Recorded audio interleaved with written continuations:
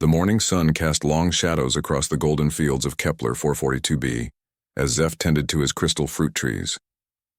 The gentle Vorthak farmer hummed a traditional song while carefully checking each branch for the sweet, translucent fruits that his people loved so much. His forearms moved with practiced grace, and his large, kind eyes sparkled with contentment. Life on the colony world was peaceful, just as it had been for the past 200 years since his ancestors first settled here. Zeph's wife, Kayla, emerged from their simple dome-shaped home carrying their youngest child. The little one gurgled happily, reaching out with tiny hands toward the dancing light that filtered through the crystal leaves above. This was paradise for the Vorthak people, a world where they could grow their food, raise their families, and live in harmony with nature. The first sign that something was wrong came as a distant rumble in the sky. Zeph looked up, shading his eyes with one hand while still cradling a basket of fruit with another. Dark shapes were descending through the atmosphere, growing larger by the second. They were ships, but not like any the Vorthak had ever built. These vessels were angular, aggressive-looking, with sharp edges and weapon ports that gleamed menacingly in the sunlight. "Kayla," Zeph called out, his voice tight with worry. "Take Neela inside quickly." But it was already too late. The first energy beams lanced down from the ships, striking the communication tower at the center of New Haven, the colony's main settlement. The structure exploded in a shower of sparks and twisted metal. More beams followed, targeting the power generators, the medical center, and the school where Vorthak children learned about art, music, and growing things. Zeph had never seen violence before. His people had no word for war in their language. They were herbivores, gentle by nature, who solved conflicts through discussion and compromise. The sight of their peaceful world being attacked was beyond their understanding. The ships landed with thunderous impacts that shook the ground. Massive ramps lowered, and out marched creatures that looked like walking nightmares to the peaceful Vorthak. These were the hegemony soldiers, tall reptilian beings covered in dark armor, carrying weapons that crackled with deadly energy. Their eyes were cold and calculating, showing no mercy or emotion. General Thack stepped off the lead ship, his scarred face twisted into what might have been a smile.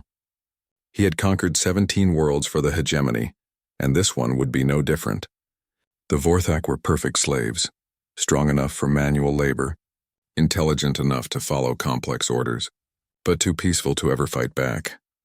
"Round them up," he ordered his soldiers in the harsh, guttural language of the hegemony. "Sort them by age and strength. The strong ones go to the mining colonies. The old and weak, dispose of them. They're useless to us." The Vorthak people emerged from their homes confused and terrified. They had never seen aliens before, had never imagined that such cruel beings could exist in the universe. Some tried to run, but the hegemony soldiers were faster, stronger, and had no hesitation about using their weapons to subdue the fleeing civilians. Families were torn apart. Children cried for their parents as they were dragged away to separate holding areas. The elderly were shoved aside, many falling and unable to get back up. The soldiers laughed at their victims' fear and pain, finding amusement in the suffering of beings they considered inferior. In the communications center, Jorik, the communications officer, watched in horror as his world fell apart around him.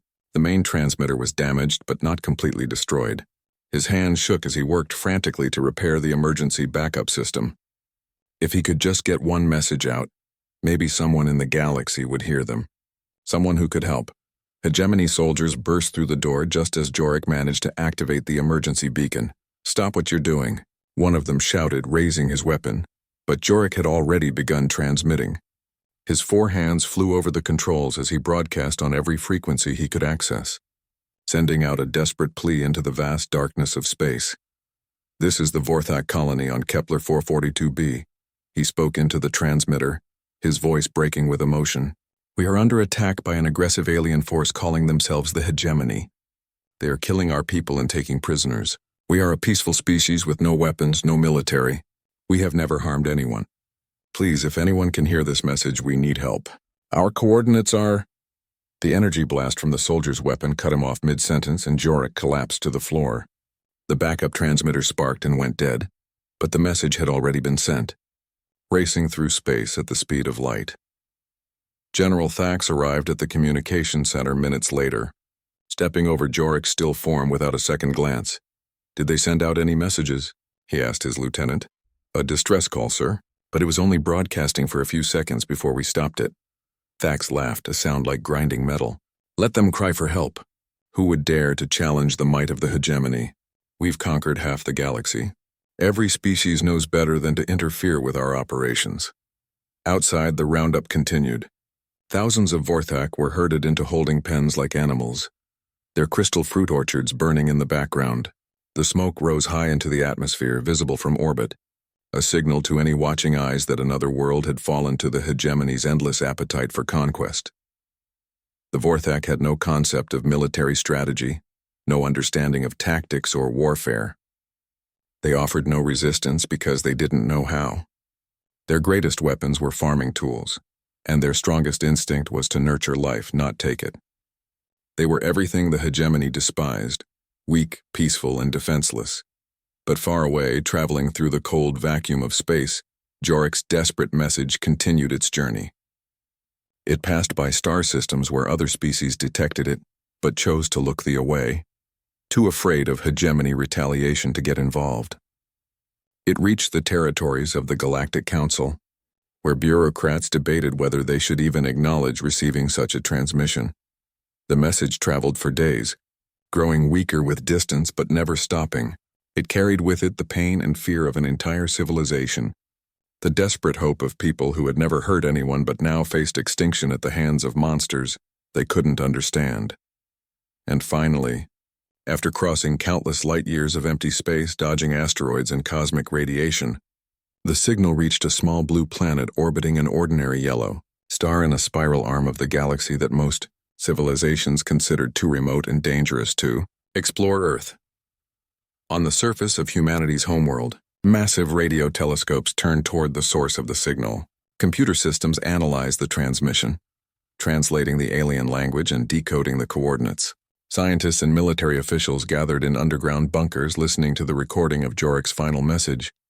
They heard the fear in his voice.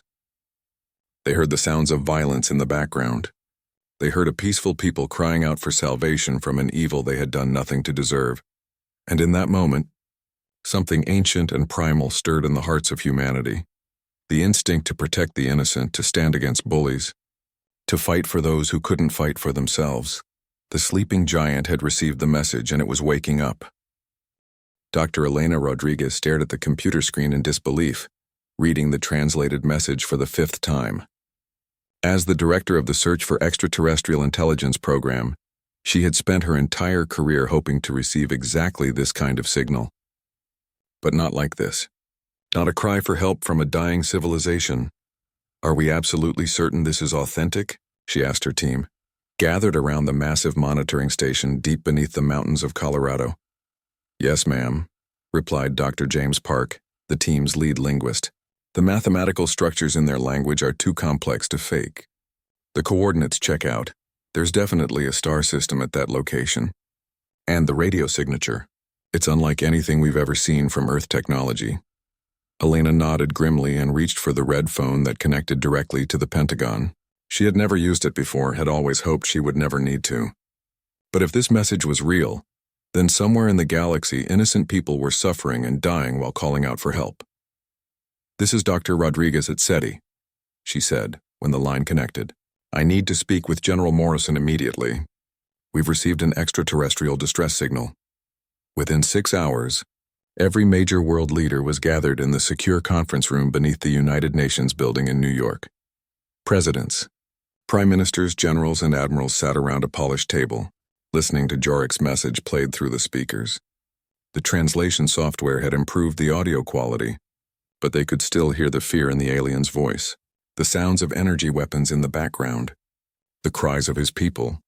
Ladies and gentlemen, said Secretary General Maria Santos, we are facing a decision that will define humanity's place in the universe. For decades, we have prepared for this moment, first contact with alien species, but we never imagined it would come like this. Admiral Sarah Chen, commander of the Earth Defense Force, stood at the head of the table. At 52 years old, she had spent her entire military career preparing for threats that might never come. Her fleet of advanced warships had been built in secret, using technology developed from decades of research and preparation. They had never been tested in real combat, but they had been designed by a species that knew war all too well. The location given in the distress call is approximately 8 light-years away, Admiral Chen explained, pointing to a holographic star map. Using our latest faster-than-light drives, we could reach them in 3 days. But we need to understand what we're getting into. Dr. Lisa Hammond, humanity's leading expert on theoretical alien sociology, activated her tablet and brought up her analysis. Based on the message and what we can observe from their star system, the Vorthak appear to be a peaceful agricultural society. They have no military technology, no weapons, no concept of warfare. They're exactly the kind of species that would be helpless against an aggressive invader. And this hegemony? Asked President Williams of the United States. Unknown, Dr. Hammond admitted. But the fact that they attacked without provocation, that they're taking prisoners, it suggests they're slavers, a militaristic empire that preys on weaker species. The room fell silent as the implications sank in. Humanity had always wondered what they would find when they finally ventured into the galaxy. They had hoped for peaceful neighbors, for advanced civilizations that could teach them about the universe. Instead, they had discovered that space was filled with bullies and victims. General Morrison, the top military advisor, leaned forward. We all know why we built the Defense Force. Earth has a long history of violence, of one group oppressing another. We learned those lessons the hard way. We swore that if we ever encountered similar situations in space, we would be ready to stop them. President Chen of the Asian Federation nodded. The question is, are we ready to reveal ourselves to the galaxy? Once we intervene, there's no going back. Every alien species out there will know that humanity exists. Look at it this way, said Prime Minister Thompson of the European Union. If we ignore this call for help, what does that make us? We become the people who heard someone crying for help and chose to do nothing. Admiral Chen cleared her throat. If I may, the military analysis is clear. Our ships are designed for exactly this kind of situation. We've spent 60 years preparing for space combat, developing tactics and weapons based on our understanding of physics and warfare. We may be outnumbered, but we won't be outgunned. President Williams looked around the table. All in favor of military intervention? Every hand in the room went up. Then it's unanimous, Secretary General Santos declared. Admiral Chen, you have authorization to deploy the 7th Fleet to the Kepler 442 system. Your mission is to stop the attack on the Vorthak people and render whatever aid you can. Admiral Chen saluted. Understood. We'll launch within 12 hours. As the world leaders filed out of the conference room, Admiral Chen remained behind, studying the star charts and tactical information. Her aide, Captain Torres, approached with a data pad. The fleet is already beginning preparations, he reported. All ships are being loaded with medical supplies, food, and engineering equipment in case we need to provide humanitarian aid. Chen nodded. And our weapon systems? Fully operational. Kinetic bombardment cannons, plasma torpedoes, tactical nuclear warheads, and defensive laser grids. Every ship in the fleet is armed for deep space combat. The Admiral stared at the holographic display showing the Kepler 442 system. Captain, do you realize what we're about to do? This will be humanity's first contact with alien life, and we're going in with guns blazing. Yes, ma'am. But someone has to stand up to bullies. If not us, then who? Chen smiled grimly. Exactly my thoughts. Signal the fleet. We launch at 0600 hours. Across the Earth, the most advanced military force in human history prepared for departure. The ships of the 7th Fleet were sleek, deadly predators built in orbital shipyards hidden behind the moon. Each vessel was a masterpiece of human engineering, combining the latest in faster-than-light travel, advanced weapon systems, and defensive technology. The flagship UES Indomitable was a kilometer-long battlecruiser armed with enough firepower to level a city. Its escorts included destroyers, frigates, and support vessels, each one designed for a specific role in combat. The crews were veterans of the Space Force, trained in zero-gravity combat and interstellar warfare tactics that had never been tested against alien opponents. As Admiral Chen walked through the corridors of her flagship, she passed crew members making final preparations. Engineers checked weapon systems, medics prepared emergency medical bays, and Marines cleaned their rifles. Everyone knew they were about to make history, but more importantly, they knew they were going to save lives. Admiral, called out Commander Jackson, the ship's tactical officer, we've been analyzing the transmission from the Vorthak colony. The attack started approximately 47 hours ago. If we leave now and push the engines to maximum, we might get there before it's too late, Chen finished. I understand, Commander. Signal all ships. We're moving out. The 7th Fleet departed Earth in a blaze of blue light as their faster-than-light drives engaged. 47 ships carrying the hopes and fury of an entire species, racing across the galaxy to answer a call for help from people they had never met. Behind them, Earth's communication arrays began broadcasting a message of their own, directed at the last known position of the hegemony ships. It was simple, direct, and delivered in every major galactic language that human computers could translate. This is the United Earth Defense Force. You have attacked peaceful people who called out for help. We are coming. Surrender now and release your prisoners or face the consequences. The message raced through space at light speed, carrying with it humanity's first words to the galaxy. Not words of greeting or peace, but a warning to those who would prey on the innocent. The Deathworlders were coming and they were angry. General Thax stood on the bridge of his command ship, watching as another group of Vorthak prisoners was loaded into the cargo holds below. The operation was proceeding exactly as planned. In another day, they would have processed the entire population and be ready to depart for the slave markets in the core systems. General, his communications officer called out, we're receiving a transmission from an unknown source. Thax barely looked up from his tactical display. Probably another useless plea for mercy from the locals. Ignore it. Sir, it's not from the planet. It's coming from deep space, and it's addressing us directly. That got Thax's attention. He turned toward the communication station, his reptilian features showing the first hint of concern. Play it. The bridge fell silent as the human message played through the speakers. Even translated into hegemony language, the cold determination in the words sent a chill through the crew. When it finished, several officers exchanged nervous glances. Unknown species? Lieutenant Varks whispered. But we've mapped every intelligent race in this sector of the galaxy. General Thax snarled, his pride wounded by what he saw as a pathetic attempt at intimidation.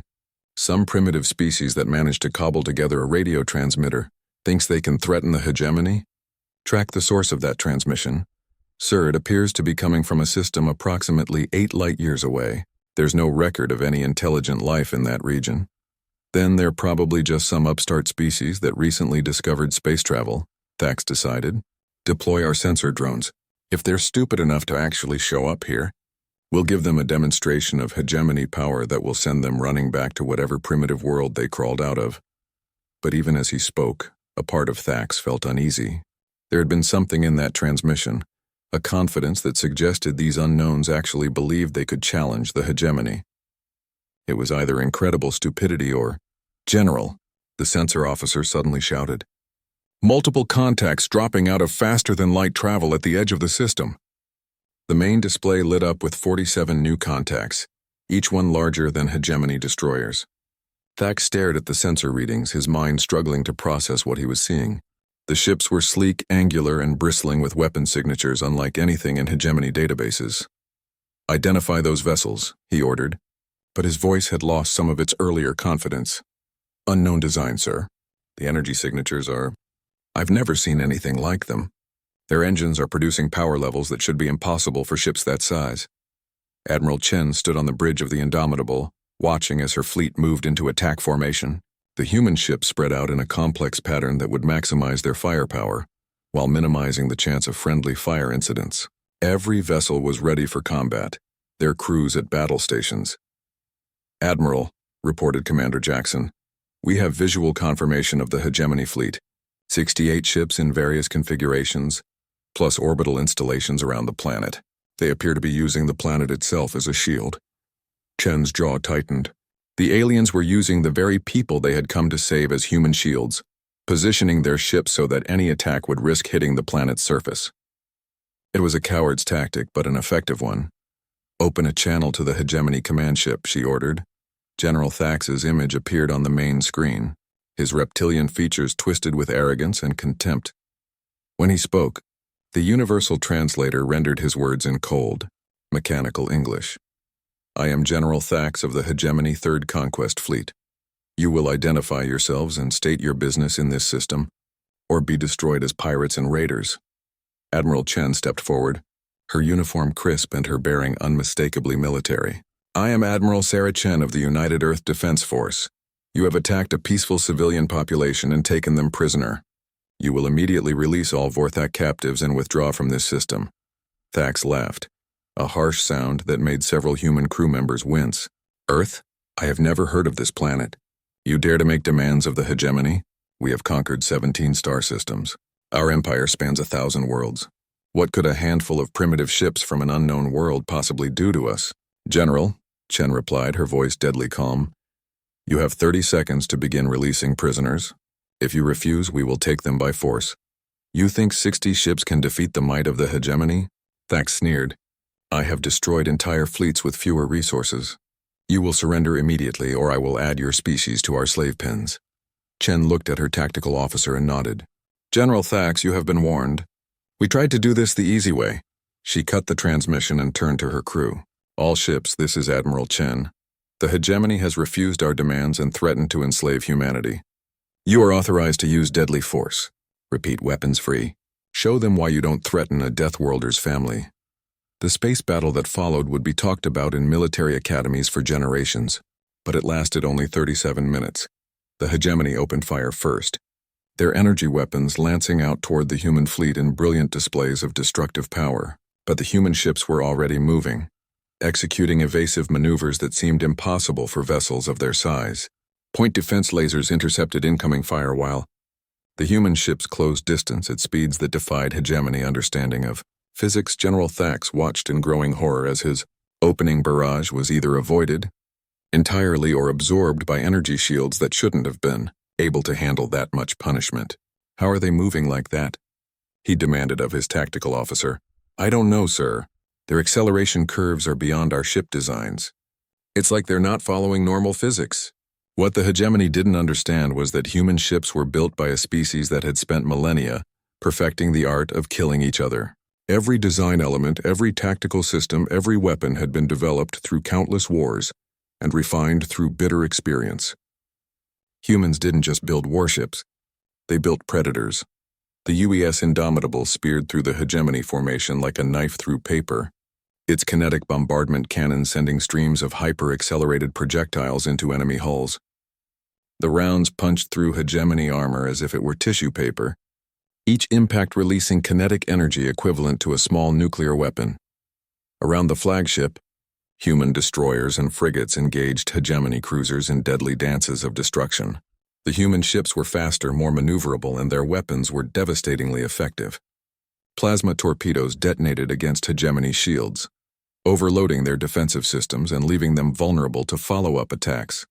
Their shields are down, reported the weapons officer aboard the destroyer UES Retribution. Target their engine section. The Retribution's main gun spoke once, sending a tungsten penetrator round through the hegemony cruiser's reactor core. The alien ship died in a burst of nuclear fire that lit up the space around it. General Thax could only watch as his fleet was systematically dismantled by an enemy that fought like nothing he had ever encountered. Human ships didn't just attack. They hunted. They used coordinated tactics that isolated hegemony vessels and destroyed them one by one. When cornered, they fought with a ferocity that bordered on insanity, ramming attacks and suicide runs that no rational species would attempt. Fall back, Thax ordered, his voice cracking with panic. All ships withdraw to the outer system. But it was too late. The human fleet had surrounded them, cutting off escape routes with a precision that spoke of centuries of military experience. Admiral Chen's voice cut through the chaos on an open channel. Hegemony forces, this is your final warning. Surrender now and release your prisoners, or we will destroy every ship in your fleet. Thax looked at his tactical display, seeing the red icons of destroyed or disabled hegemony ships. Half his fleet was gone, and the remainder was taking heavy damage. These unknown aliens fought like demons, with weapons that seemed designed specifically to kill hegemony vessels. Sir, his communications officer called out, we're receiving surrender signals from 12 of our remaining ships. The general stared at the display, watching as more of his vessels either surrendered or were destroyed by the relentless human assault. His pride warred with his survival instinct, but the outcome was no longer in doubt. Signal the fleet, he said finally, his voice barely above a whisper. All ships, surrender. Admiral Chen watched as the surviving hegemony vessels powered down their weapons and activated their surrender beacons. The space around Kepler 442b was filled with debris and the expanding clouds of gas from destroyed ships. Her fleet had taken minimal damage, a few scratched hulls and overloaded shield generators. Nothing more. Admiral, Commander Jackson reported. We're receiving transmissions from the planet's surface. The Vortex survivors are asking if it's safe to come out. Chen smiled for the first time in days. Tell them the cavalry has arrived. Begin rescue operations immediately.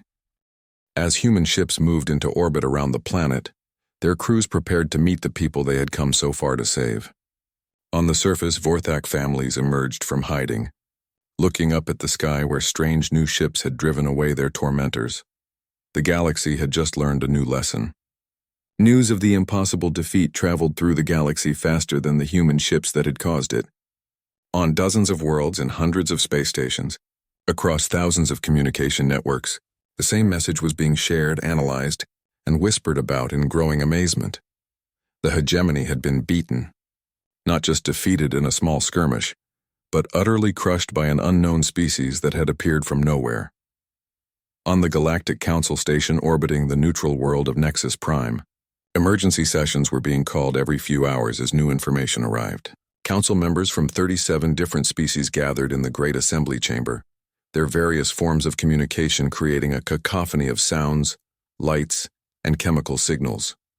Order, order, called Chancellor Viridian, the ancient being who had presided over the council for the past 60 years. His crystalline form glowed brighter as he demanded attention from the assembled delegates. We must address this unprecedented situation with calm and logic. Ambassador Kelrin of the Zephyrian Republic raised his tentacled arm. Calm? Chancellor, the hegemony has dominated galactic politics for 3 centuries. They've conquered or subjugated hundreds of worlds, and now you tell us they've been defeated by a species none of us have ever heard of. The reports are confirmed, stated Ambassador Tavara of the Vulani Federation, her blue-skinned features serious. Our intelligence networks have verified the battle at Kepler 442b. General Thax's entire Third Conquest fleet was either destroyed or captured. The few survivors speak of weapons and tactics they couldn't understand. A low murmur of conversation rippled through the chamber. Several species had suffered under hegemony rule, either as conquered territories or as clients forced to pay tribute. The idea that someone had actually stood up to the galactic bullies was both thrilling and terrifying. Do we have any information about these humans? Asked Ambassador Kelrin. Very little, Tavara admitted. They claim to be from a world called Earth in a system that most of us considered uninhabitable. The radiation levels and gravitational fields in that region of space are extreme. It's what we call a death world, a planet so dangerous that most species couldn't survive there. The implications hung heavy in the chamber. A species that evolved on a death world would be tough, aggressive, and used to fighting for survival. It explained how they could defeat the hegemony so decisively. What are their intentions? Chancellor Viridian asked. Are they conquerors like the hegemony or something else? Unknown, Tavara replied. But they've made no territorial demands. After defeating the hegemony fleet, they focused entirely on rescuing the Vorthak civilians. Our sources indicate they're providing medical aid and helping to rebuild the damaged infrastructure. This caused another stir among the delegates. Conquerors didn't usually stop to provide humanitarian aid to their victims. Far from the council chambers, on 100 different worlds throughout the galaxy, other conversations were taking place. In the underground resistance movements that had fought hegemony rule for generations, in the slave camps where millions of beings toiled under alien masters, in the refugee centers where displaced populations dreamed of returning home. Is it true? Whispered Jorak, a Altarian resistance fighter hiding in the ruins of his homeworld's capital city. Did someone really defeat a hegemony fleet? His companion, an elderly female named Sira, listened to the intercepted communications traffic on their hidden radio. The signals are clear. A species called humans destroyed General Thax's entire force. They're saying the humans fight like nothing the hegemony has ever seen. Around them, other resistance members gathered closer, their eyes bright with something they hadn't felt in years. Hope. Meanwhile, on the occupied world of Drakmor, where the reptilian hegemony forces had enslaved the local population for mining operations, the guards were nervous. Word had spread among the prisoners about the human victory, and the hegemony soldiers were looking over their shoulders, wondering if their own world might be next. "Keep the slaves working," ordered Overseer Grex, but his voice lacked its usual confidence. "This changes nothing. The hegemony is vast. One defeat means nothing." But even as he spoke, he couldn't forget the reports he had read. An entire conquest fleet wiped out in less than an hour. Ships that the hegemony considered powerful had been destroyed so quickly that many of them never even got off a distress call. On Kepler 442b, Admiral Chen walked through the ruins of New Haven, surveying the damage and coordinating relief efforts. Human engineers worked alongside Vorthak survivors to restore power and communication systems. Medical teams treated the wounded, both alien and human medics learning to work with completely different physiologies. "Admiral," called Captain Torres, approaching with a data pad. "We've completed the prisoner exchange. All Vorthak civilians have been freed and are receiving medical attention. The hegemony survivors are being held in secure detention aboard the prison ship." Chen nodded, watching as a human medic carefully examined a young Vorthak who had been injured during the initial attack. The cultural exchange was remarkable. Two species that had never met before, working together to heal the wounds left by a third. "What's the status of the hegemony reinforcements?" she asked. Torres's expression grew serious. "Our intelligence teams have been analyzing captured hegemony databases. Admiral, we may have a problem. The third conquest fleet was just a small part of their military. According to these records, the hegemony has over 3,000 combat vessels scattered across their territory." Chen felt a cold weight settle in her stomach. "How many?" 3,000 confirmed warships plus support vessels, orbital defense platforms, and garrison forces. And Admiral, they're mobilizing. We've intercepted communications indicating that Supreme Admiral Corex is assembling a response force. They're calling it the Grand Armada." The Admiral stared at the datapad, processing the implications. Humanity had won their first battle against alien invaders, but they had also just declared war on a galactic superpower that vastly outnumbered them. How long before they can reach us? Based on their fleet movements and travel times, approximately 6 days. Chen activated her communication implant. "This is Admiral Chen to Earth Command. Priority Alpha transmission." General Morrison's voice crackled through the connection across the light years. "Go ahead, Admiral."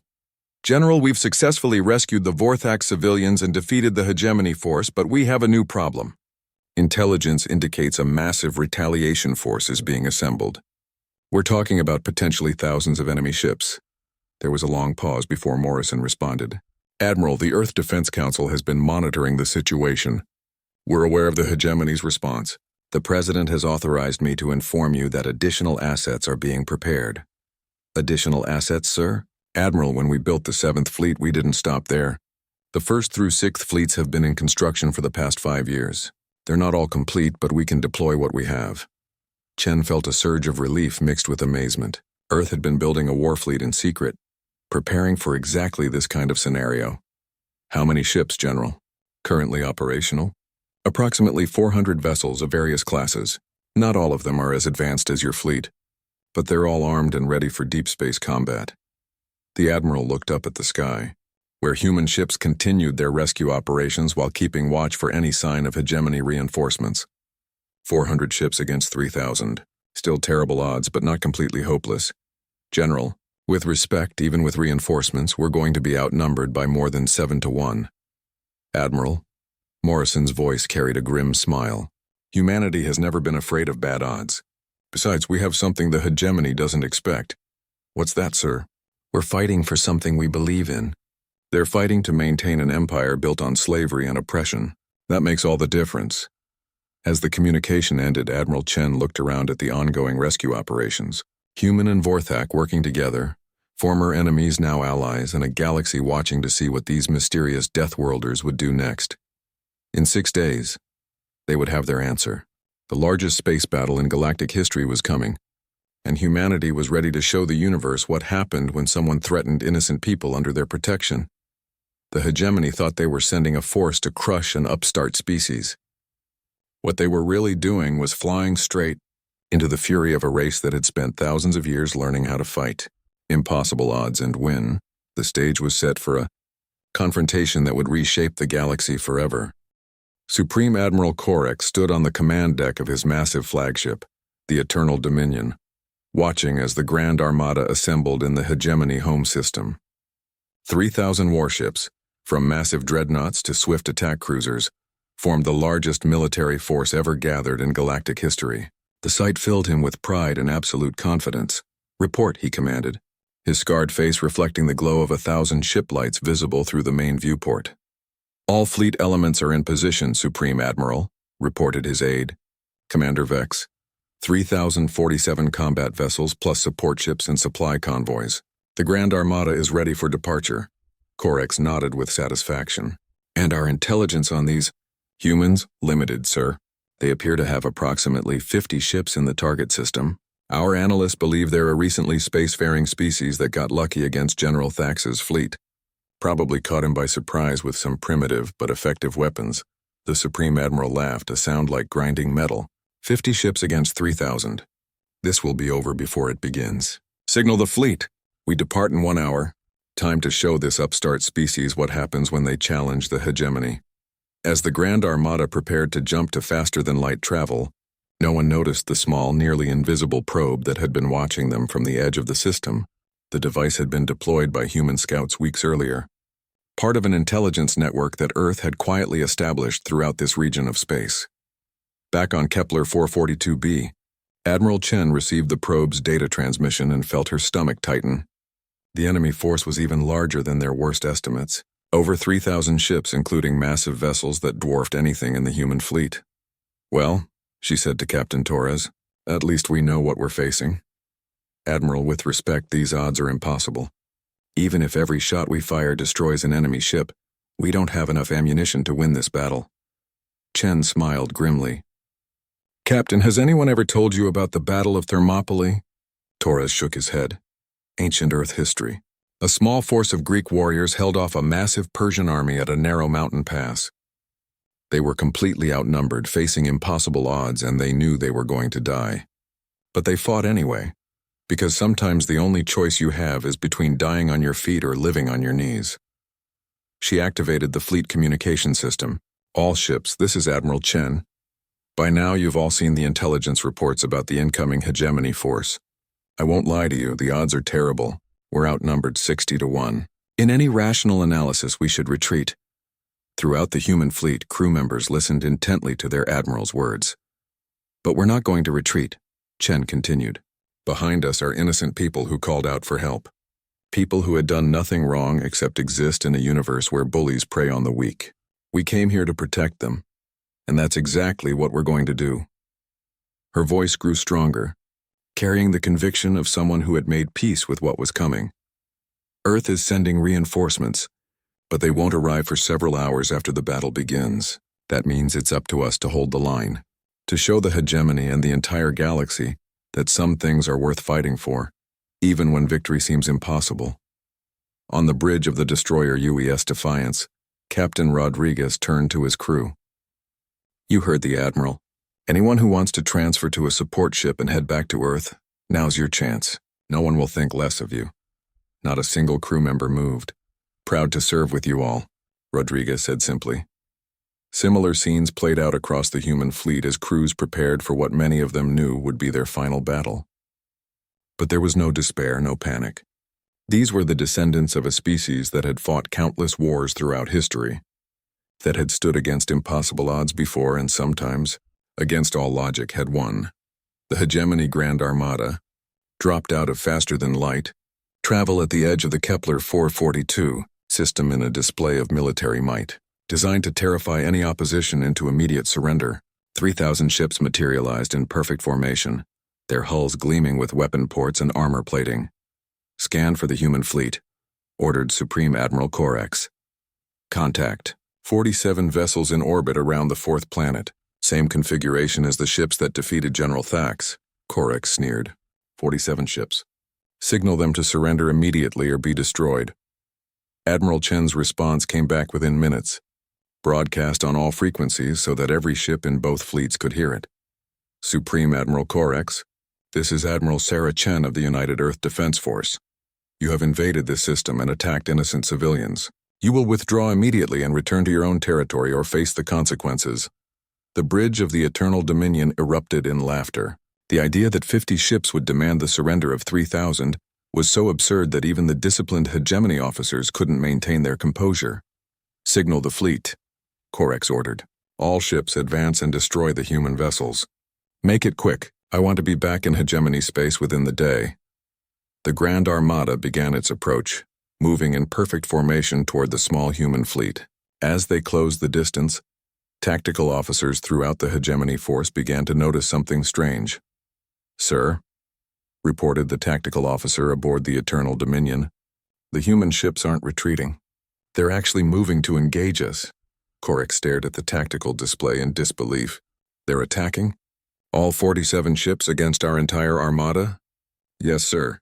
And, sir, there's something else. Our sensors are detecting massive energy signatures approaching from the outer system." The Supreme Admiral's blood turned cold as hundreds of new contacts appeared on the sensors. Ship after ship dropped out of faster-than-light travel, taking positions throughout the system. Human reinforcements were arriving in waves, their ships spreading out in complex formations that utilized every asteroid, moon, and orbital body as cover. "How many?" Corex demanded. "Still counting, sir.